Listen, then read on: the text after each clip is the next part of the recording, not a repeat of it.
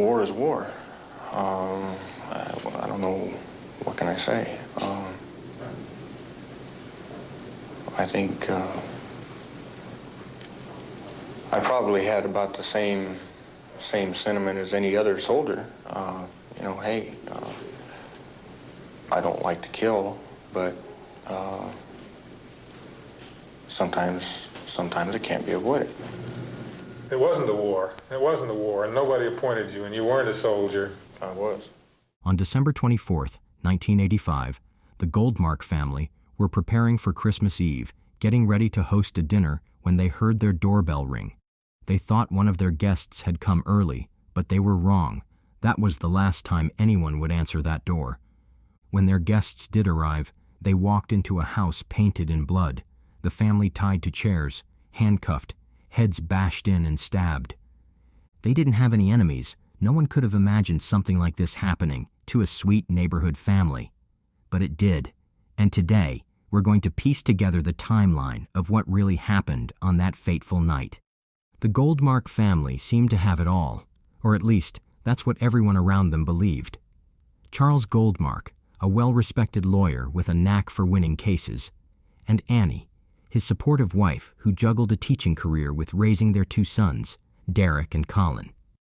They lived in Madrona, one of Seattle's more upscale neighborhoods. From the outside, they were exactly what you'd expect: two bright, well-behaved kids, a beautiful house, and parents who appeared to have it all together. But the Goldmark family had a political past that would be their undoing, and not even because of them, because of someone else's idea of them. In 1962, Charles was a freshman at Reed College in Portland, a school known for its progressive reputation. At the same time, his father, John Goldmark, was running for re-election as a state representative in Washington. But things took a dark turn. Two local newspapers published stories accusing John of being a communist sympathizer. It's something that happened every day. Influential. Ashley Holden, editor of the Tonasket Tribune, claimed John was part of a monstrous conspiracy to remake America into a totalitarian state. Holden and his allies spread rumors through newsletters and articles, and even pointed to Charles getting an admission at Reed College, which had recently hosted a communist speaker, and his mother, Sally Goldmark's brief membership in the Communist Party years earlier. Sally had joined the party during the Great Depression when she was young and struggling. She believed in its promise to help those in need, but left the group after meeting John, who was strictly anti-communist. Despite this, Holden and his supporters twisted her past and used it to fuel a campaign that painted the entire Goldmark family as un-American. The accusations stuck. John lost the election, failing to even secure his party's primary nomination. But the Goldmarks weren't about to let the lies go unanswered, so they hired attorney William Dwyer to clear their name and filed a libel lawsuit against Holden and his collaborators. Hollywood figures who had been targeted with similar accusations testified in support of the Goldmarks. Charles even took the stand to defend his school, saying it was far from having anything to do with communists. The Goldmarks won the case. The judge awarded them $40,000 in damages. But lies don't just disappear so easily. The accusations were passed along over the years, and they made their way towards an anti-communist group known as the Duck Club. By 1985, the old rumors made a comeback, and they would reach the wrong person at the worst possible time.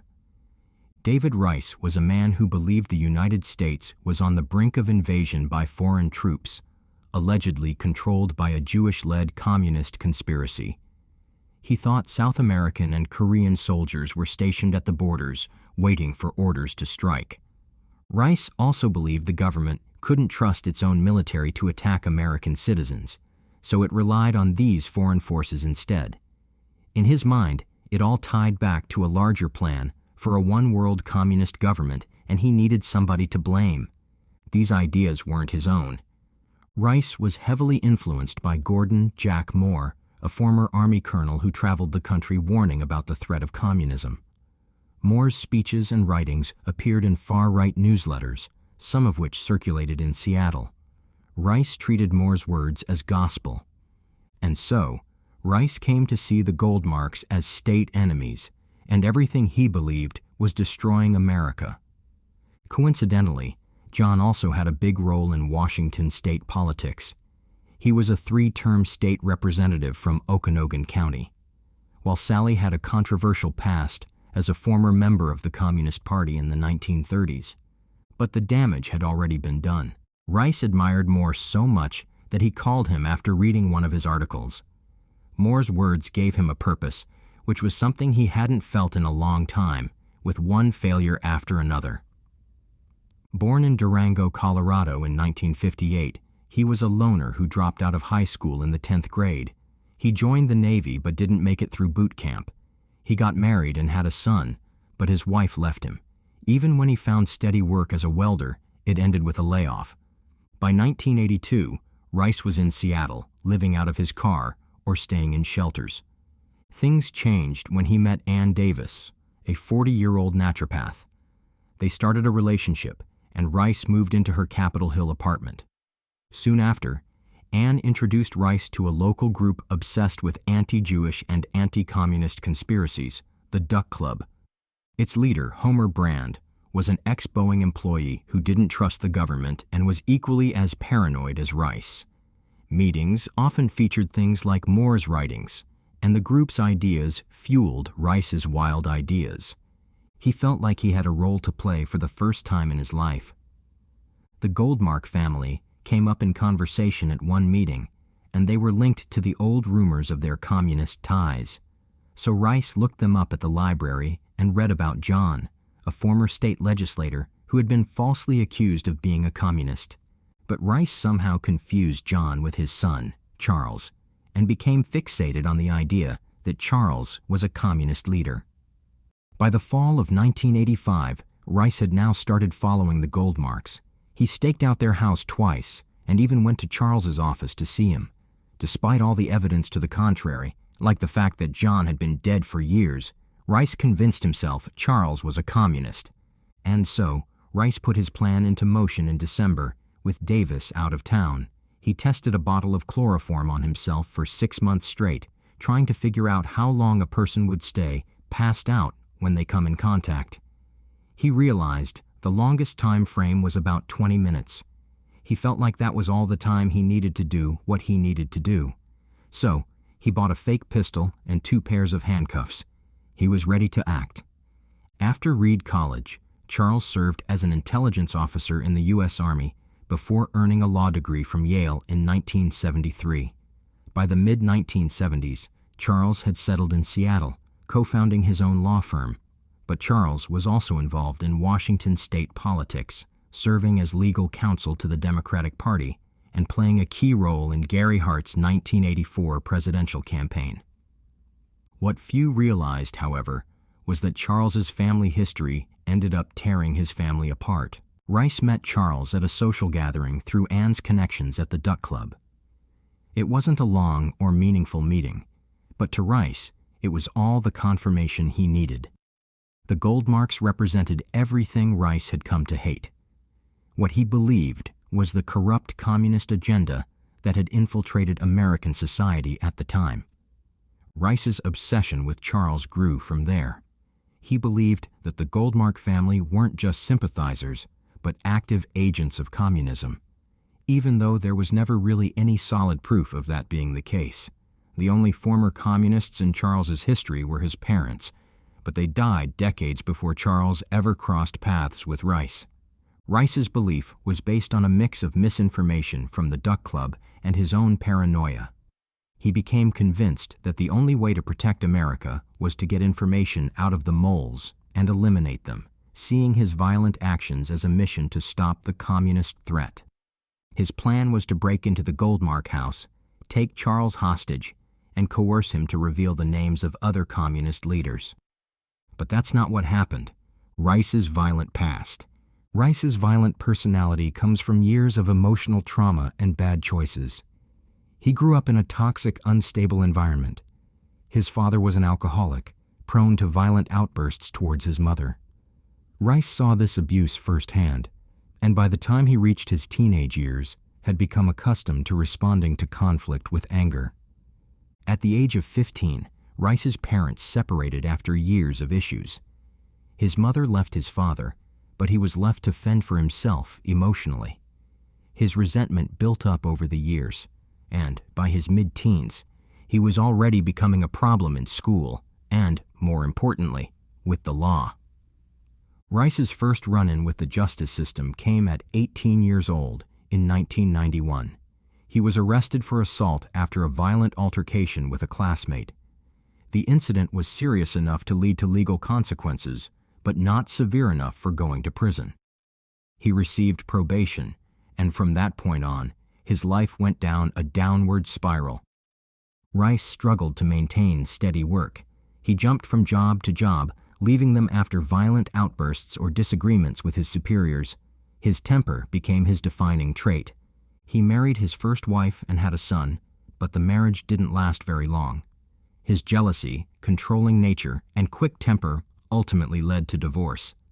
He later got into a relationship with Anne, who fed his temper by introducing him to Charles. Rice had now started preparing for what would become the ultimate expression of his rage, planning every detail. Rice was an anti-communist, and his political views were at the center of everything. And everything changed after meeting Charles. Rice's plan didn't happen on a whim. It was methodical, carefully thought out over weeks. He didn't want anyone to fight back, and his target was the Goldmark family because he saw them as part of the system, as part of the people who had betrayed him. Being called a communist was not the only thing that irritated him. He also felt humiliated in front of people he believed he could trust. He had to let out his rage. By the way, I post true crime and new cases here every day.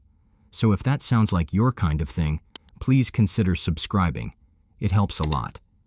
By Christmas Eve, Rice had everything planned. He knew the Goldmarks would be at home, surrounded by their family and guests. That was exactly what he wanted. The chaos of a crowded house would give him the cover he needed to carry out his mission. At around 7 p.m., Rice stood outside the Goldmark home, holding a white box to make it look like a holiday delivery. A Christmas wreath decorated the front door. When he rang the bell, Colin Goldmark answered. "Charles Goldmark, please," Rice said. Charles came to the door, and Rice pulled out the toy gun hidden behind the box. He forced Charles, Colin, and Derek upstairs to the master bedroom, where Annie had just stepped out of the shower. Charles tried to stay calm and asked if Rice was after money. He handed over the $14 he had on hand. Rice also grabbed a bank card from Charles's wallet and demanded the PIN. Charles gave him a fake one, but Rice didn't know that at the time. Rice didn't think the children would be at the house, but they were, so they too had to be part of the takedown. For him, there was no other option. After that, he ordered the entire family to lie face down on the bedroom floor and cuffed Charles and Annie's hands behind their backs. They struggled at first, confused and frightened, but Rice remained calm and asked for their bank details. They didn't know who he was or why he was doing this, but that didn't matter. Rice wasn't done yet. He knew he had to make sure there was no chance for them to fight back. At around 7:10 p.m., Charles mentioned they were expecting dinner guests at 7:30. The clock was ticking because the guests were about to arrive. The chloroform came next. He used it to subdue the family, rendering them unconscious. There would be no struggle, no noise, just silence, and the vulnerability to what he had planned next. His original plan was falling apart, and there was no time left to extract information from the Goldmarks. Now everyone in the house could identify him. With no other option left on the table, he ran downstairs panicked, grabbed a steam iron and one of Annie's kitchen knives, and returned to the bedroom. Rice beat and stabbed Charles and Annie before turning his attention to the children. Rice beat each member of the family with the steam iron to the head, blowing their skulls open. He thought that would be enough to kill them, but when he went to check the pulse, it was still going. They were all still alive. So he grabbed the knives and stabbed Charles and the children in the head, through the cracks he'd formed in their skulls. Annie's skull hadn't cracked, so he ended up stabbing her in the chest to finish the job. He was driven by paranoia and baseless political beliefs, convinced that Charles was both Jewish and a communist, neither of which was true. After it was over, Rice turned off all the lights, disconnected the phone, and disappeared before the police eventually caught up to him 2 days later. An acquaintance turned him in after finding a note Rice had written, confessing to the attack. Rice had also told Homer Brand, his Duck Club leader, that he had dumped the top communist. These delusions, shaped by extreme political ideologies, led Rice to see the Goldmarks as enemies, deserving of punishment. It was a tragic, senseless act, born from a completely irrational hatred. In his mind, the Goldmarks were political targets, but to anyone else, they were simply an innocent family with no connection to the extreme views Rice held. The entire attack on the Goldmark family lasted less than 20 minutes. No one heard the screaming. No one saw anything. When Rice was done, he wiped the knife clean, taking with him whatever valuables he could find: money, credit cards, and whatever he thought would give him some kind of twisted sense of victory. Police were called to the scene hours after the brutal attack. The guests had grown concerned after not hearing from the family for several hours. So it didn't take long for officers to break into the home and discover that the entire family had been murdered in cold blood. The first sign that something was seriously wrong came when the Goldmark family didn't open the door when the guests arrived. At first, they didn't understand what was happening, and even though they found it strange, they ended up leaving, only to return when they realized how off everything felt.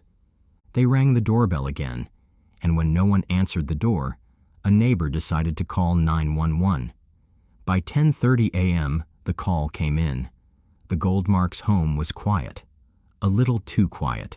The house was locked from the inside, no signs of forced entry. The family was unreachable. A neighbor was equally concerned and sensed something wasn't right. When they focused on the house, they could hear someone moaning in pain. It was Charles. Despite the horrific attack, he and his son Derek had survived. When the police arrived, they saw a horrifying crime scene. Charles, Annie, Colin, and Derek Goldmark were each brutally attacked. There were handcuffs, chloroform, and signs of a violent struggle. The police still couldn't figure out who did this. It didn't take long for investigators to find clues. Chloroform residue and handcuffs pointed to a killer who had subdued and controlled the family before taking their lives. No robbery meant the motive was personal. It became clear. The killer had to know the family. Then came an unexpected break. Authorities traced a delivery van to the scene. At first, it seemed strange, but soon it became crucial. The killer had posed as a delivery man to gain access to the house.